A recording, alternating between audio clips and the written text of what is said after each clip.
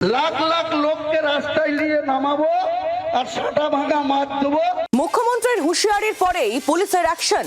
হুমায়ুন কবিরের সভার 3 আয়োজককে নিজেদের হেফাজতে নিল পুলিশ। শুধু তাই নয়, আম জনতা উন্নয়ন পার্টির চেয়ারম্যানের বিরুদ্ধে বিতর্কিত মন্তব্যের অভিযোগও রয়েছে। আর সেই অভিযোগকে সামনে রেখেই হুমায়ুনকে নোটিশ ধরালো 2 থানার পুলিশ। আমি যেদিন ময়দানে মুসলমানদের নিয়ে নেমে যাব না, সেদিন এমন সাটা ভাঙা মাছ শুরু করব যে আপনাদের পতাকা বহন করার লোক থাকবে না। যে এনাফি জানাব, সময় এসেছে এই ধরনের লোককে সবক শেখানোর। কেস ওরকম কেস আমাদের বহুবার জেল খাটা আছে। লাখ লাখ লোককে রাস্তায় নিয়ে নামাবো আর সাটা ভাঙা মার দেবো। আপনারা ভাবছেন কেস হয়েছে, অ্যাকশন কবে হবে? যারা ওকে ডেকেছিল এই সভাতে তাদেরকে আগে তুলবো, তারপরে আপনার কাছে যাব।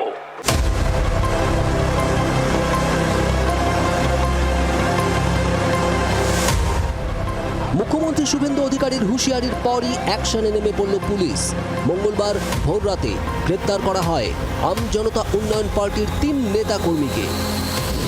ধৃত কাশীপুরের অঞ্চল সভাপতি আমিনুল শেখ, শক্তিপুরের ব্লক সভাপতি আনিসুর রহমান এবং দলের কর্মী গোলাম মোস্তফা। গত 26শে জুন রেজিনগরের যে সভা থেকে হুমায়ুন কবির উস্কানিমূলক মন্তব্য করেন, এরা 3 জন সেই সভার অন্যতম আয়োজক ছিলেন। তবে সাকরেদদের গ্রেপ্তারিতেই আটকে থাকেনি পুলিশ। হাজিরার সমন নিয়ে হুমায়ুনের শক্তিপুরের বাড়িতেও পৌঁছে যান রেজিনগর ও শক্তিপুর থানার আধিকারিকরা। আগামী 3রা জুলাই তাকে শক্তিপুর থানায় হাজিরা দিতে হবে।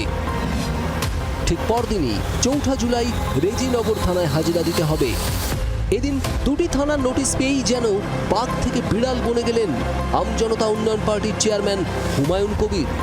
আমার এটা বলা ভুল হয়েছে যে আমি মুসলমানদের নিয়ে নামবো বলেছি, তো মুসলমান নিয়ে বলাটা প্রত্যাহার করছি। কিন্তু আমি আম জনতা উন্নয়ন পার্টির 2 লক্ষর উপর ভোট পেয়েছি, আমি একা 2টো সিটে। হুমায়ুনের এটা বোঝা উচিত যে পশ্চিমবঙ্গে বাবরের সরকার নেই। হুমায়ুনের এটা বোঝা উচিত যে পশ্চিমবঙ্গে বাবরের সরকার নেই। হুমায়ুনের এটা বোঝা উচিত যে পশ্চিমবঙ্গে বাবরের সরকার নেই। রাজনীতির কারবারিদের মতে মুখ্যমন্ত্রীর হুঁশিয়ারির পর হুমায়ুনের গ্রেপ্তারি এখন সময়ের অপেক্ষা। সেই সময় কি 3 তারিখ আসবে না 4 তারিখ, এখন সেটাই দেখার। সোমা মাইতির রিপোর্ট, জি24 ঘন্টা। বাংলার আওয়াজ, বাঙালির আবেগ, জি24 ঘন্টা।